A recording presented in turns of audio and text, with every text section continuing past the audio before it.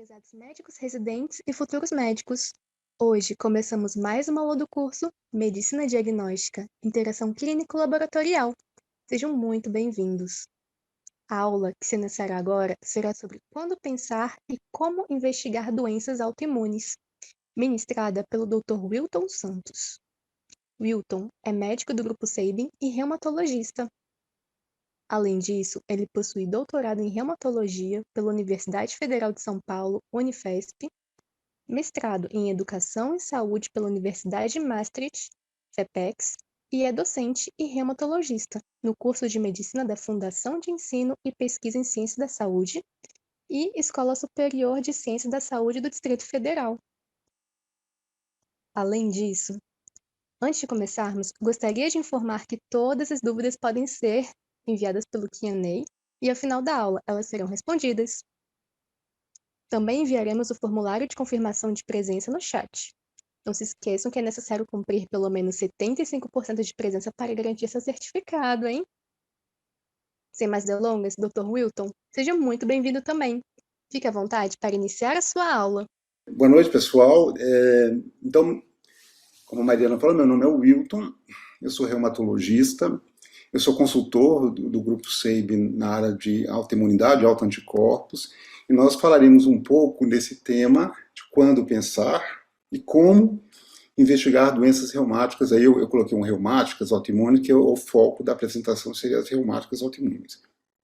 Bom, eu vou deixar um pensamento aqui que é do Norman, que é um físico, ele é professor de medicina, ou foi professor de medicina de McMaster, que é sobre raciocínio diagnóstico, a importância que a gente tem de não só investir em quantidade de informação, mas em como a gente organiza essa informação, de forma que ela se torna organizada, mais acessível, né? Que a gente possa ativar cognitivamente na hora que é necessário, e que possa ser aplicada. O que eu espero é que eu possa ajudar nessa organização do conhecimento em torno desse assunto, que é de investigação de doenças reumáticas autoimunes. Eu vou começar com um caso. Então, eu coloquei um caso, doença relativamente comum na reumato, que é acometendo uma mulher, né? Lembrando que raciocínio clínico a gente tem que pensar sempre em quem, em que contexto está acontecendo, em termos de fatores de risco, como ela acontece, assim, quais são os mecanismos, as disfunções envolvidas. E a terceira o terceiro aspecto importante na organização é como ela se manifesta. Então, aqui é uma mulher de 41 anos, ela tem um quadro de 1 ano de evolução, de uma poliartralgia assimétrica, que está com inchaço, portanto é uma poliartrite, e ela tem uma rigidez matinal, ou seja, tem um comprometimento funcional de uma rigidez matinal, né, traduzido por uma rigidez matinal de 60 minutos. Quando a gente vai fazer o exame físico, tem a dor da palpação articular, com aumento de volume local, que foi confirmado, e não tem deformidades. E na hora, ela já traz alguns exames feitos previamente, que foram raio-x interrogados, se estava normal ou não, e uma investigação laboratorial com FAM e fator reumatoide não reagentes e com provas inflamatórias aumentadas. Bom, esse é um tema que nos remete, né, de como pensar em reumato, que teve envolvimento articular, que tem uma certa tônica dentro da especialidade. E aí, a investigação para a autoimunidade foi negativa, e esse é um caso a se pensar do que se trata. Eu vou trazer alguns outros, só para exemplificar essa importância do contexto. Aqui eu tenho uma mulher, ela tem 25 anos, uma mulher jovem, e ela, que a gente poderia pensar em doença autoimune também, ela vem com a queixa de manchas avermelhadas no corpo, né, essa mancha está no rosto, ela tem uma úlcera oral, e tem uma foto aqui de uma mão também comprometida do ponto de vista articular. Eu coloco uma outra situação, que é um homem de 29 anos, ele está manchado também, né, tem um rosto com algumas manchas eritematosos, mas o que ele chama a atenção do ponto de vista da queixa é que ele tem fraqueza muscular, ele não consegue levantar o braço, ele não consegue se levantar de uma cadeira quando a cadeira está baixa, e ele também tem umas alterações aqui em faces extensoras de algumas articulações. Colocaria um outro exemplo, assim, isso aqui ele está com fraqueza muscular, mas eu coloco uma outra mulher de meia idade. Essa mulher, ela chama a atenção dela, assim, uma dor e arroxeamento nas extremidades digitais, de mãos e pés. existe alteração de cor, ela nota que tem espessamento cutâneo, é possível pensar também que essa expressão clínica dessa paciente possa estar por trás de uma doença autoimune, a gente vai ver depois. Eu coloco um penúltimo exemplo, uma penúltima representação de doença de quando pensar, que é uma dificuldade para engolir com a senhora de 49 anos, e uma senhora de 49 anos, que tem um processo de calcificação aqui, em face extensora de cotovelo, que tem uma mão hiperemiada, e às vezes branca, e tem umas lesões cutâneas em face. E por fim, eu saio da disfagia e entro para dentro de uma dispneia, uma falta de ar, um senhor de 48 anos, um homem de 48 anos, que traz algumas imagens de infiltrações nodulares no pulmão e uma necrose em dedo, sugerindo aí que uma falta de oxigenação tecidual por um acometimento vascular, que evoluiu então com necrose. Esses casos todos, a gente vai entender, né, ao longo da exposição, o fato de vários sistemas ou órgãos estarem comprometidos ao mesmo tempo num paciente, com um envolvimento articular como denominador comum, poderia nos remeter a um pensamento de que talvez essas pessoas todas que foram apresentadas, que adoeceram por algum mecanismo imunológico e acometendo vários sistemas que pudessem ser uma doença reumática. Eu vou colocar um nome de algumas delas, só para a gente entender de quem que eu estou falando. Essas doenças todas, elas são doenças reumáticas autoimunes.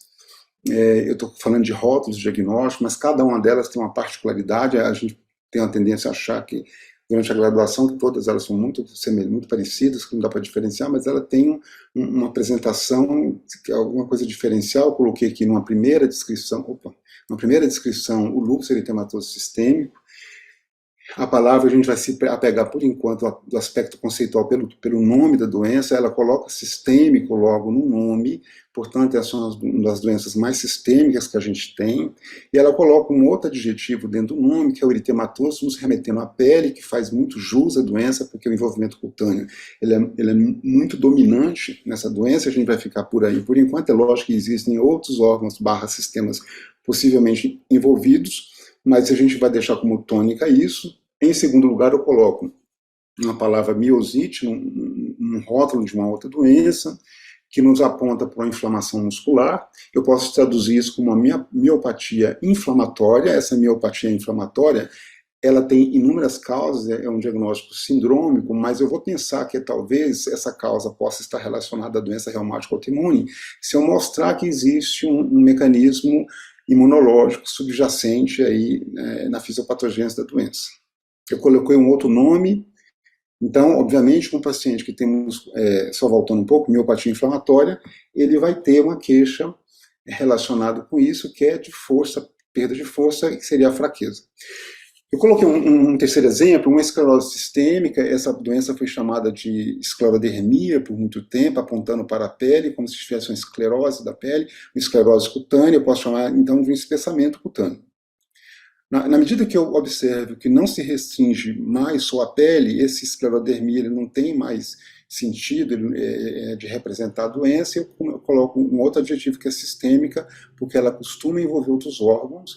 Coloco uma outra doença apontando para o sistema osteoarticular, que é a artrite reumatoide, não querendo dizer que a doença vai se resumir ao envolvimento articular, mas querendo dizer que o envolvimento articular pode dar uma tônica à queixa do paciente. Ele vai se queixar de dor, de inchaço, uma dor inflamatória, né, nesse sistema, no sistema osteoarticular, e isso que vai ser a tônica da doença. Pode ser uma mistura delas todas, como a doença mista. Eu tenho a ceratoconjuntivite seca, que colocou como epônimo, que foi descrito pelo Jogren, ou Gegren. Então, mas ela tem uma secura ocular, uma secura oral, e uma sequela ocular, como uma tônica da doença, e eu posso também ter uma inflamação nos vasos. Todas essas doenças aqui, esse processo inflamatório acontece em tecido conjuntivo, e a gente vai reunir elas como doenças reumáticas autoimunes sistêmicas. A gente vai ver isso porque esse autoimune, como é que eu mostro que ele é autoimune. E aí eu queria, neste momento, fazer uma distinção que está muito importante hoje, assim, que nesse grupo específico de doenças, né, sobre as quais nós falamos até o momento, ela não tem um órgão específico de acometimento, então a gente vai chamar ela de não órgão específicos, não específicas, as doenças, e elas são, portanto, sistêmicas, mas eu tenho um outro conjunto de doenças que estão cada vez mais prevalentes na nossa população, que são doenças que também têm uma mediação imunológica, mas que ela acomete determinado órgão. E as especialidades que vão cuidar desses pacientes são as especialidades que lidam com aqueles determinados órgãos envolvidos. Então, eu coloquei alguns exemplos da diabetes tipo 1, do tireoidite de Hashimoto, da doença de Addison. Na gastro, a gente tem a cirrose biliar, a colangite biliar primária, desculpa que eu cirrose, mas colangite é o termo mais correto, hepatite autoimune, doença celíaca, enfim, na dermata a gente tem vitiligo. Então, existem doenças que têm a mediação imunológica, que acometem um órgão principalmente, e a especialidade envolvida quem cuidará, e quando a gente pensa que ela não tem uma definição de um órgão, que ela acomete vários, eu vou chamá-la de não órgãos específicos, e geralmente esses pacientes são cuidados pelo reumato. Tá? E aí a gente segue, esse quadro é a mesma coisa, assim, isso aqui foi publicado no Journal of Internal Medicine, mostrando uma série de doenças que são de base imunológica, que acometem diversos órgãos e sistemas, ou em separado ou em conjunto, e esse conjunto do qual nós nos ateremos hoje é essas doenças do tecido conjuntivo que aqui estão. E elas não têm um órgão principalmente, mas ela tem, em alguns casos, não em todos, mas na sua maioria, um denominador comum, que até ele colocou aqui, esse autor, que foi o envolvimento articular, não se restringindo a ele, é claro. Bom, e aqui, ou seja, se eu pensei em doença autoimune, tem algum mecanismo antigênico ou de formação de reação antígeno-anticorpo que está acontecendo, e nelas todas realmente a gente percebe isso.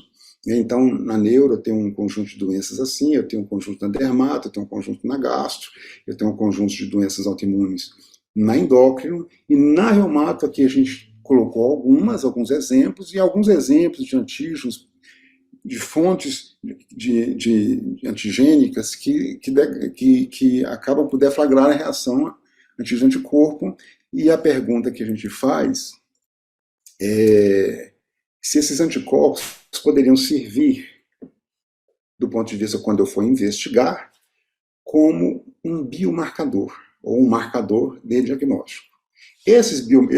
Eu assim consideraria esses anticorpos como biomarcadores, essas alterações, que são alterações biológicas, desde que eles sejam mensuráveis e desde que eles provem que tem utilidade ou diagnóstica ou prognóstica, de prever futuro, como o paciente vai evoluir. Então, se eu tenho uma alteração celular, bioquímica, molecular ou genética, que eu possa mensurar diante de um processo de adoecimento, e que eu posso mostrar que ele tem utilidade diagnóstica e prognóstica, eu posso, então, sugerir que essa alteração, essa substância, esse teste possa ser utilizado como marcador de doença. E aí eu vou colocar qual é a utilidade clínica. Se eu pensei em doença autoimune, eu pensei em que, de repente, algum autoanticorpo esteja participando da fisiopatogênese da doença. Uma delas é a utilidade diagnóstica. Essa aí, principalmente, eu estou querendo investigar, a minha pergunta é: serve para o diagnóstico ou não serve? Mas ele pode ter um outro papel dentro daquela doença em específica, que é essas doenças elas cursam com remissões e exacerbações. Será que esses anticorpos eles poderiam me dizer, ou seja, preditivo de atividade de doença, de quando eles entram, descompensam a doença ou não? Será que ele poderia ter papel prognóstico no sentido de me mostrar ou de predizer o envolvimento de futuros órgãos, tal como o DNA para rim, a gravidade da doença, também com anti-DNA na lúpica, com envolvimento renal, a probabilidade de complicações, ou indicar quem tem uma taxa de sobrevida menor.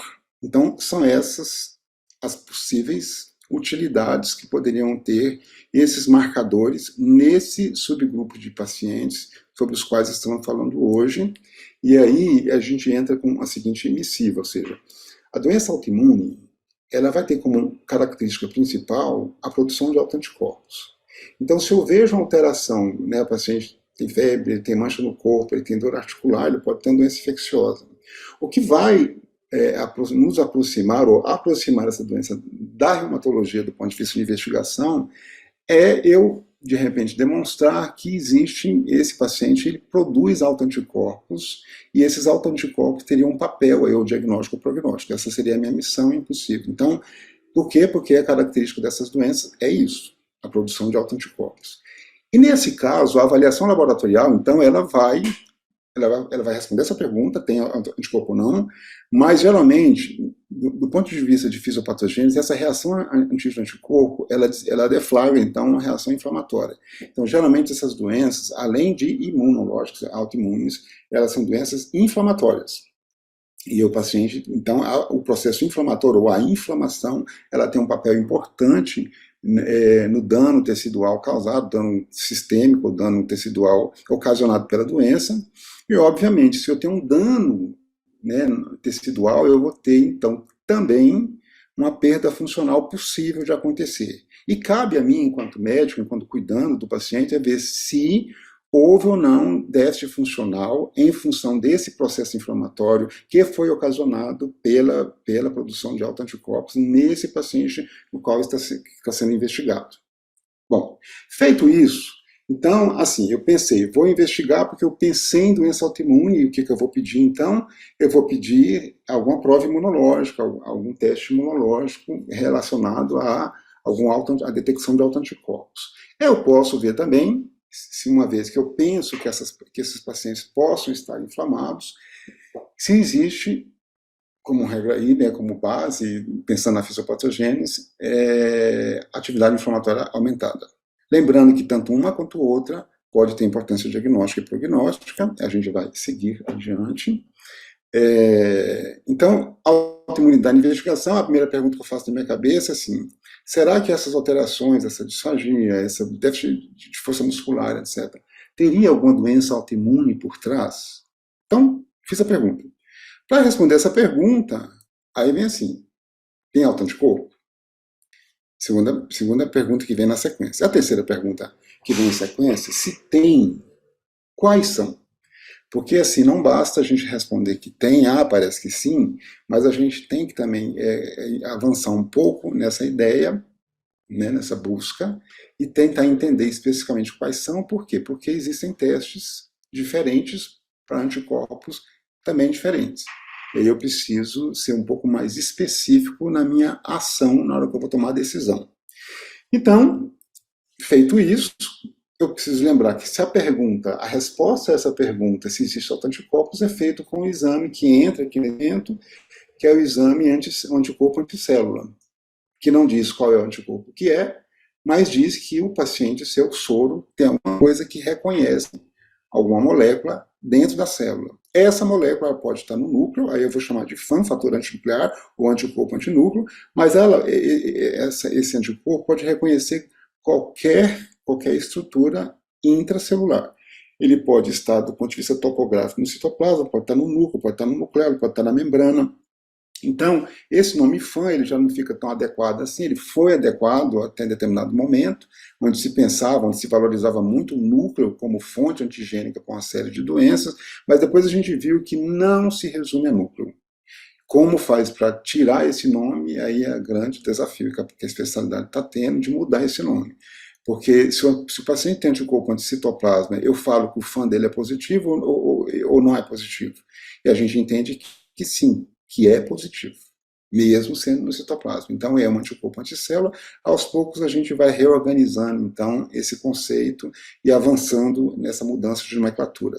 E os anticorpos específicos, a gente vai falar agora sobre eles, ou seja, o exame de primeira linha, eu falo assim, tem autoanticorpo? O FAM vai responder isso para nós. Sim, tem. Tem algum significado clínico anticorpo? Isso é uma outra resposta que eu preciso saber, interpretar, porque às vezes não tem. Mas se tem, quem são?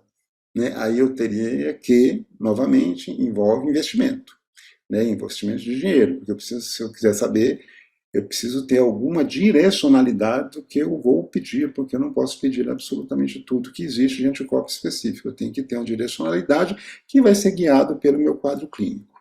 Então, só para a gente entender, a célula, eu coloquei aqui uma representação de uma célula com todos os seus compartimentos, todas as estruturas, e tem milhares, literalmente milhares de antígenos lá dentro.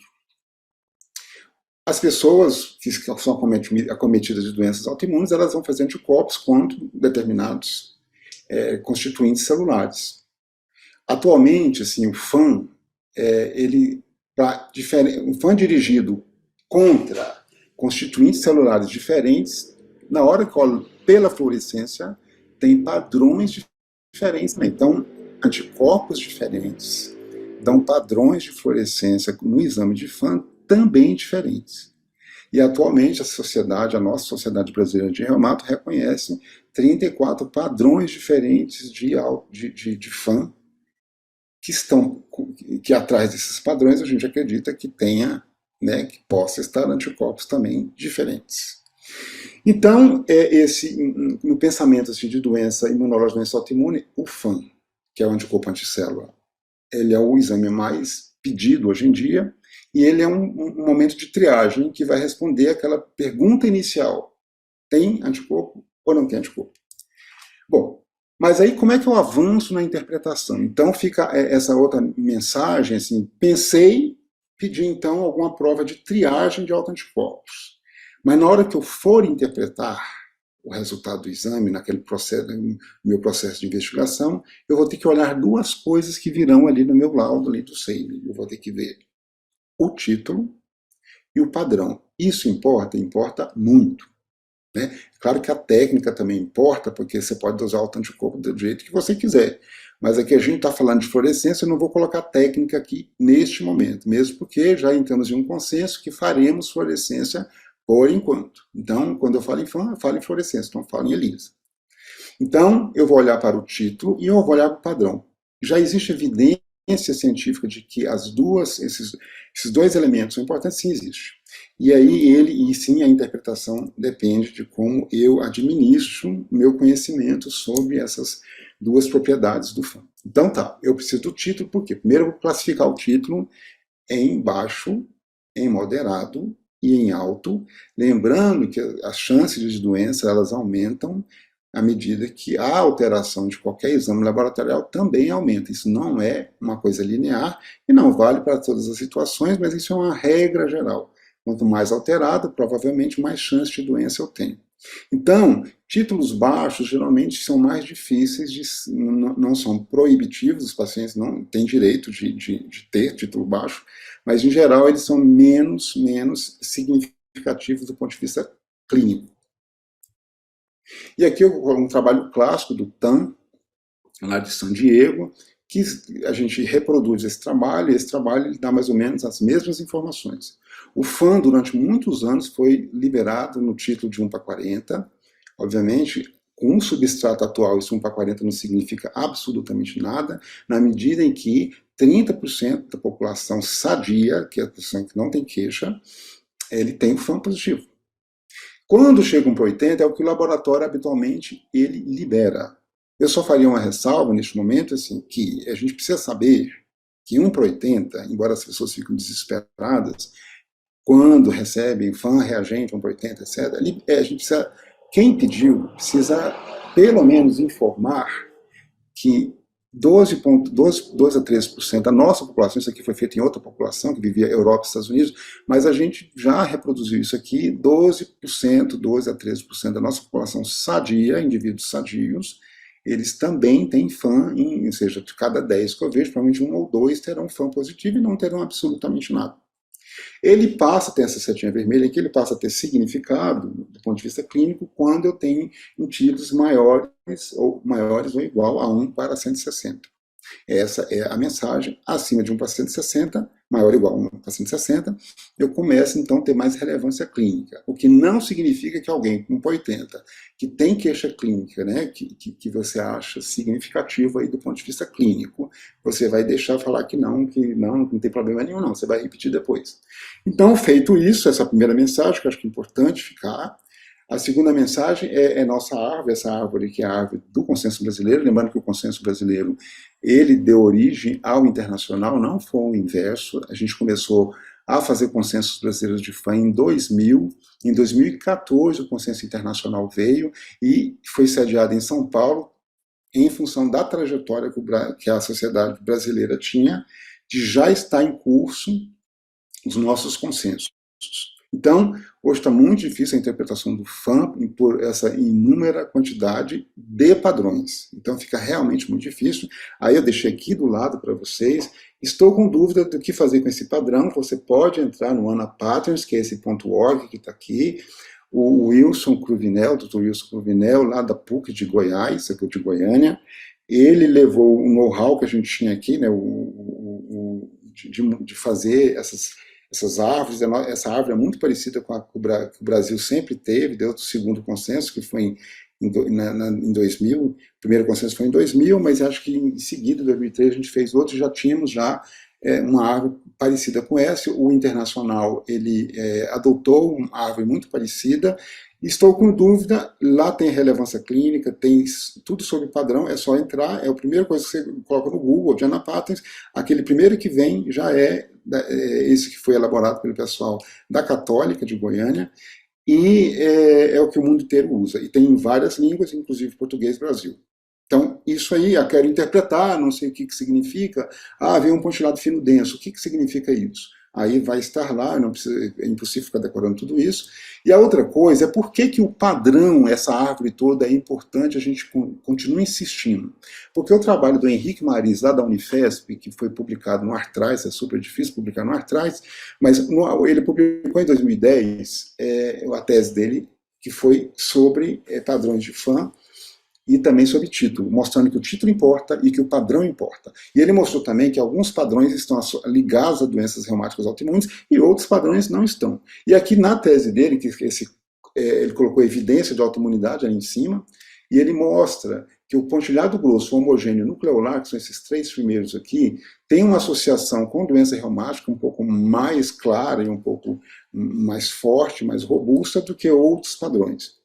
E alguns padrões, como pontilhado fino denso, tem pouca associação, e pontilhado grosso reticulado tem pouca associação com doença reumática autoimune. Então, 2 informações importantes: título é importante e padrão também é importante, porque tem alguns padrões que dão mais sustentação ao seu pensamento diagnóstico, e tem alguns padrões que dão menos sustentação.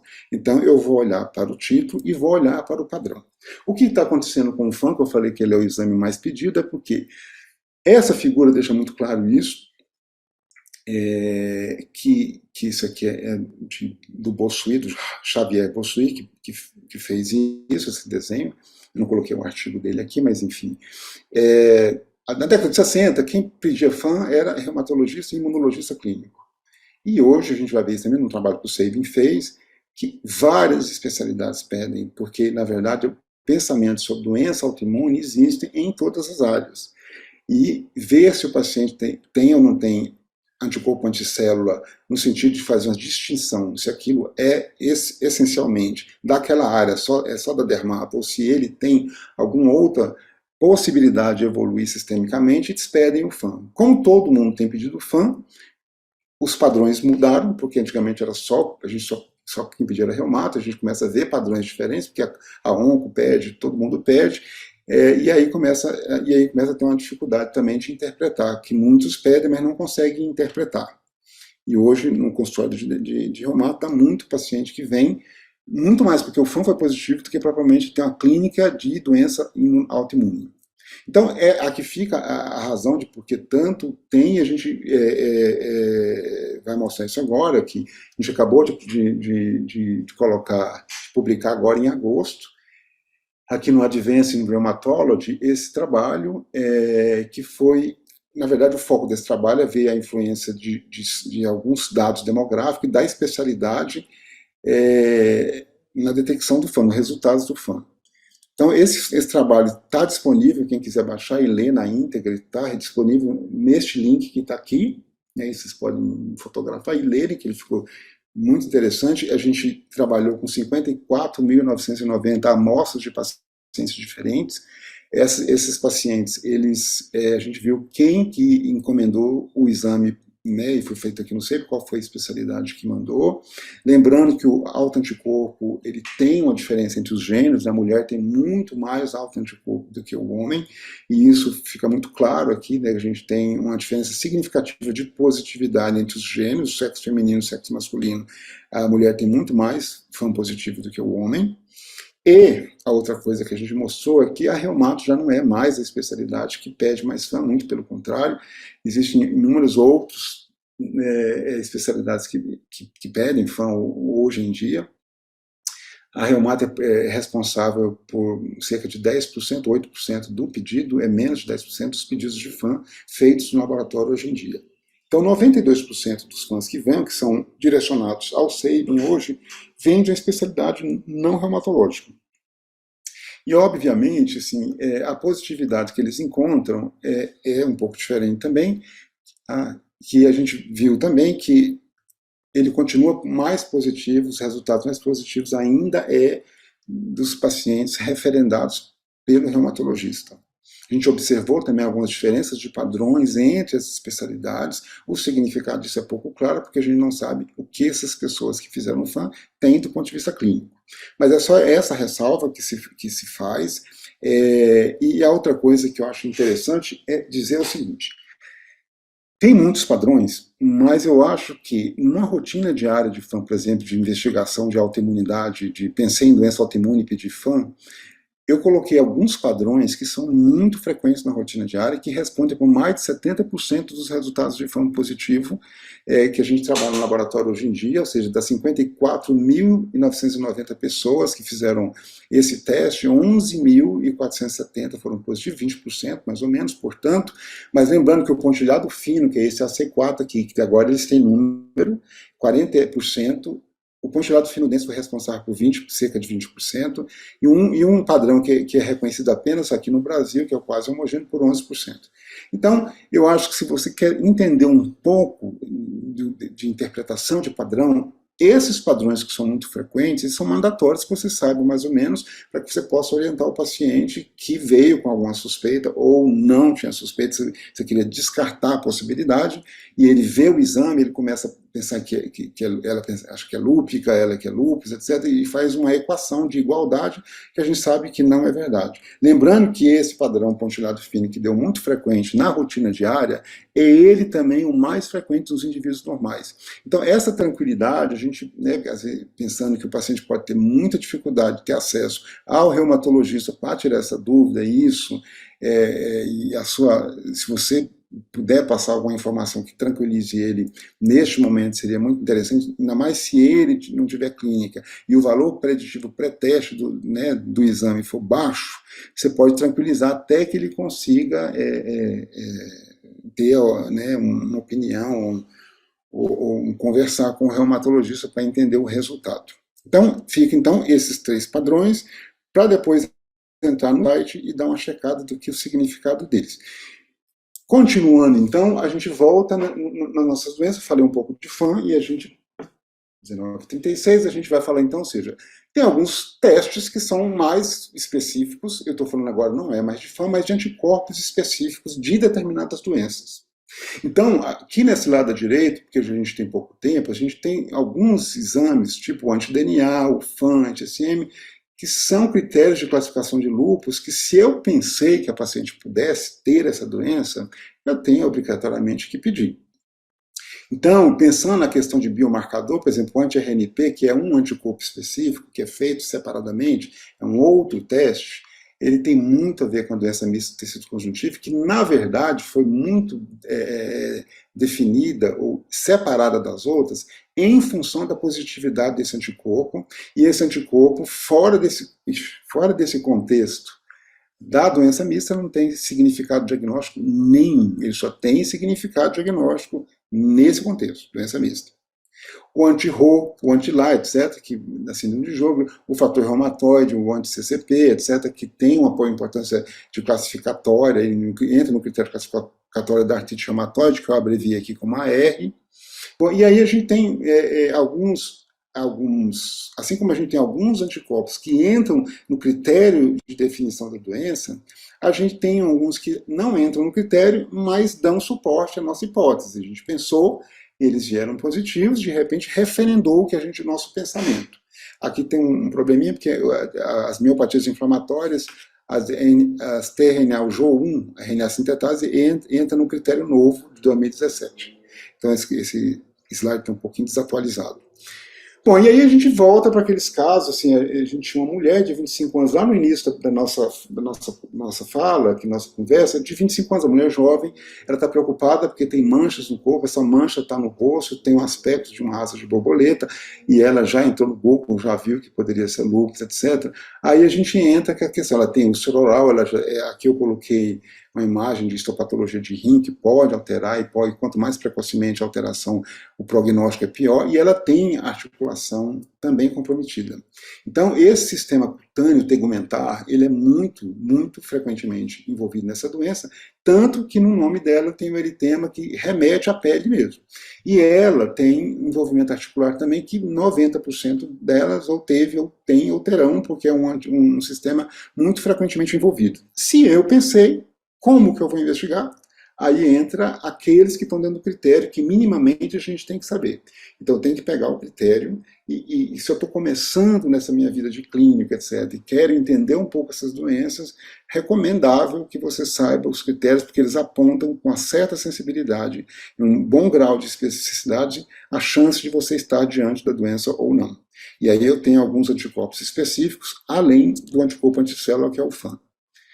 Coloquei então o nosso rapaz lá, do homem de 29 anos, ele não conseguia levantar mais os braços, porque ele tinha uma fraqueza muscular proximal, e ele tinha também a fraqueza proximal de pernas, porque ele se sentava, mas ele só conseguia se levantar com apoio. Então na minha história clínica eu coloquei tudo isso, mas ele tem pele envolvida. Então ele não tem só uma miosite, porque ele tem uma violácea, uma lesão eritemato-violácea, periorbitária, que a gente chama de heliótropo. Quando a gente vê a mão dele, ele tem as alterações que a gente chama de gótron, e ele tem, na histopatologia, que eu cheguei aqui, já tinha para mim, que era um infiltrado inflamatório, muitas vezes tem linfócitos aqui, predominando em vez de polimorfos nucleares, nas fibras musculares. Olha, se eu tenho os leucócitos nas fibras, eu tenho a miopatia, e esse infiltrado é inflamatório. Eu estou autorizado a pensar em miopatia inflamatória. A miopatia inflamatória é imunológica ou não? Aí eu posso ir atrás de alguns anticorpos que eu não coloquei. Mas assim, deixa eu só... Opa, tá. Então aqui. Então como é que eu vou fazer para investigar? Eu posso, fazer uma biópsia, eu posso ver o músculo, mas isso é uma coisa mais distante, eu tenho que dar muita volta. Eu posso fazer, já que o músculo é uma célula contrátil, eu posso fazer um traçado gráfico, assim como faço eletrocardiograma, eu posso fazer um eletromiograma e fazer uma eletromiografia. Isso é possível, mas também envolve uma volta maior. Uma outra possibilidade, talvez um pouco mais prática, é ver se ele tem alteração bioquímica que indica lesão muscular, que são as enzimas musculares, e os anticorpos, porque se eu pensei em doença autoimune, eu penso em autoanticorpo. E aí a gente pode ir para essa senhora, a gente já tinha descrito o caso dela, ela notou que a pele está espessada, a mão está doendo, está arroxeada, ela tem um fenômeno de Renault, esse fenômeno de Renault pode ser trifásico, pode não ser trifásico, pode ter branco, roxo e vermelho, uma fase de hiperemia reativa que acontece no fenômeno de Renault. Pensei nisso, pensei em esclerose sistêmica, é possível, ela tem ainda umas lesões cutâneas ali, umas telangiectasias, é possível, e aí eu peço o FAN, e se esse FAN vier com padrão nucleolar, o nucleolo é um território, né, importante para a esclerose sistêmica. Eu tenho que, né, o diagnóstico meu, do ponto de vista de hipótese, ele se impõe, e se eu quiser fazer algum anticorpo específico, o esclerose 70 seria muito bem-vindo e muito bem recomendado. E por fim, eu coloquei essa outra senhora, ela que tinha calcinose, ela tem Renault, ela tem umas teleangiectasias, que são essas manchas vermelhas que indicam uma dilatação de vasos da derme lá na pontinha, e ela tem, além disso, uma disfagia. Ela tem um esôfago disfuncional, um espessamento de pele de dedo, que é esse anagrama de CREST, que é calcinose, Renault, esôfago, esclerodactilia, um esôfago com dismotilidade e teleangiectasias. Então, tem um padrão de FAM muito claro nessa aqui, que é o padrão centroamérico. E da mesma forma, aquele outro caso, que um homem com falta de ar, são situações bem distintas, com órgão ventível, que eu estou pensando no pulmão, aqui poderia ter uma outra célula envolvida, que é a vasculite associada ao ANCA, que é uma outra forma de investigar esse grupo particular de paciente que tem necrose, vaso comprometido. Esse vaso, a manifestação clínica depende de qual vaso está comprometido e onde, e aí eu tenho uma outra forma, que é fazer o ANCA, é um outro anticorpo. E aí a gente volta para a nossa mulher de 41 anos, que tinha uma poliartrite com rigidez matinal. Ela fez o fator reumatoide UFAM, não deu nada, mas ela volta, e eu pensei, então, por que não pedir um anti-CCP se eu pensei em artrite reumatoide? Então, eu pensei em pedir um anti-CCP, que é um outro anticorpo, que indica também, né, autoimunidade subjacente, em quadros poliarticulares. E se eu penso em poliarticular, eu sei que ela tem uma doença que é crônica, já tem mais de um ano, então é uma doença crônica, tem uma base imunológica e está com um fenômeno inflamatório subjacente, que tem dor e tem edema articular, e que tem um substrato sorológico e bioquímico de também inflamação, que foi PCR aumentada com VHS também aumentados. Então, pensei em tratar para evitar que isso venha a acontecer, né, que a doença evolua, e a doença tem tratamento, e quanto mais precoce eu tratar, menos chance eu ver esse tipo de evolução acontecendo. Lembrar que aqui, então, eu pensei em artrite reumatoide. A artrite reumatoide, eu colocaria aqui 3 pilares que dão sustentação para o diagnóstico. É lógico que o pilar central é o clínico, mas lembrar que nas suas laterais eu tenho um sorológico inflamatório, porque é uma doença que a gente já pode tirar o conceito dela, que é uma doença inflamatória sistêmica que acomete as articulações de uma forma preponderante. E eu penso em que ela seja imunológica, porque quando eu vou atrás da sorologia, eu tenho anticorpos que dão sustentação para essa hipótese minha de que talvez ela seja autoimune. Lembrar que todas essas doenças eu tenho critérios para diagnóstico, critérios para classificação, para eu poder arrolar ela num subgrupo de paciente com o mesmo nome, que é a artrite reumatoide. E esses critérios, aí vocês podem, né, eu convido vocês a olhar os critérios das outras, que eu acho importante na hora que a gente está em formação, a gente saber pelo menos os critérios. Esse critério aponta para aquilo que é o conceito da doença, ou seja, eu tenho uma duração que indica cronicidade, então eu tenho uma doença poliarticular, várias juntas comprometidas, crônica. Essa doença é inflamatória do ponto de vista clínico, do ponto de vista laboratorial, e ela é imunológica. Se eu pensei que ela tem uma base imune, base autoimune, autoanticorpos. Eu vejo, então, que tem 2 autoanticorpos que têm um papel fundamental no diagnóstico da doença, que é o fator reumatoide e o anti-CCP, antipeptídeos citrulinados cíclicos, que não são obrigatórios de todo mundo ter, né? O fator reumatoide não vai estar presente em todos, mas vai estar presente em 70% deles. A cada 10 que você vir, tem 7 que terão. Nesse caso não tinha, mas tinha um anti-CCP alterado. Eu faço, então, a ponderação disso, ele terá artrite reumatoide se tiver 6 desses critérios satisfeitos. Então, a importância dos marcadores, ele até às vezes antecede a manifestação clínica, porque a gente está vendo que muitos pacientes eles têm os anticorpos antes mesmo de ter exteriorização clínica da doença, portanto a gente acha que alguma coisa possa estar acontecendo sorologicamente no ambiente, um ambiente propício à inflamação esteja antecedendo as manifestações clínicas, o que é razoável e que a gente tem cada vez mais ficando mais claro sobre isso.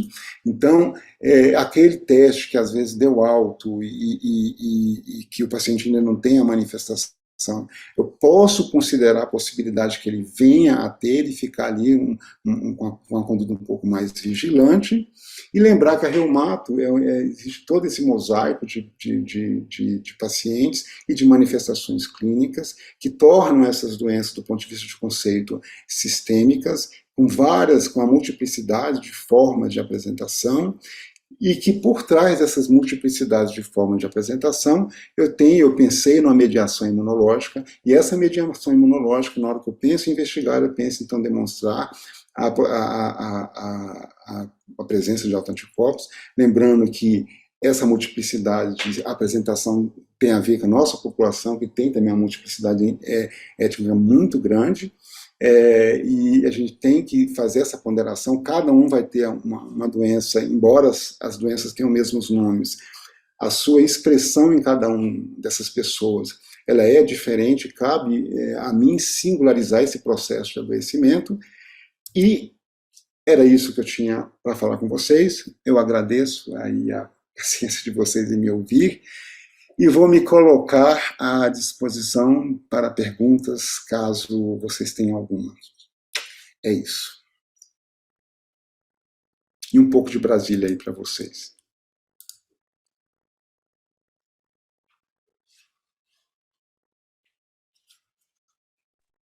Doutor, muito obrigada pela aula excepcional. E nós temos uma pergunta no Q&A. O Márcio está perguntando se a diabetes tipo 1 pode ser gatilho para o desenvolvimento de outras doenças autoimunes. Não, ela não é gatilho para doença autoimune, não. A gente não tem essa associação frequente nos nossos doentes, não. A diabetes em si, ela é causada, ela é uma doença imunológica, tipo 1, né, imunológica. Ela tem uma base imune que desencadeia. Mas ela não é gatilho para outras doenças, não. Ela pode ter endócrina entrar dentro daquele espectro de poliglandular autoimune, isso é possível, mas fora desse espectro, a gente não tem essa associação de diabetes, porque ela tem essa questão imunológica que é direcionada para aquele órgão em específico, e ela sistematizar, ter um componente, né, um comportamento sistêmico e aparecer com outro comportamento clínico, não.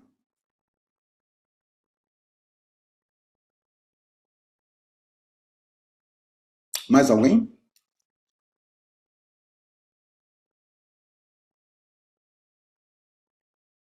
No momento não temos. Sim, o Márcio acabou de encaminhar mais uma. Considerando os pacientes obesos e o processo inflamatório em si, com as tempestades de ocitocinas, os obesos poderiam desenvolver mais doenças autoimunes ou poderíamos desconfiar? Não, a gente não tem sim, ele tem um ambiente propício para inflamação, etc., mas a gente não tem também essa correlação de que eles tenham mais doenças autoimunes, nós, reumáticas, né? Não, não temos essa correlação.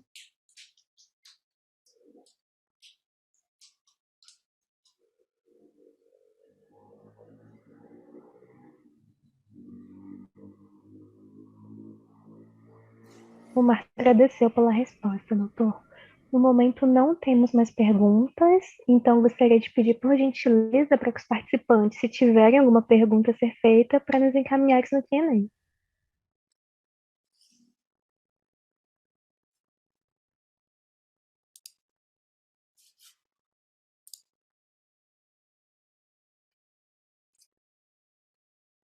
Ok, pessoal, então agradeço a todos, agradeço a oportunidade que você me deu, e aí, se tiver mais aqui, eu vou esperar então alguma outra pergunta adicional que aparecer. Obrigado a todos.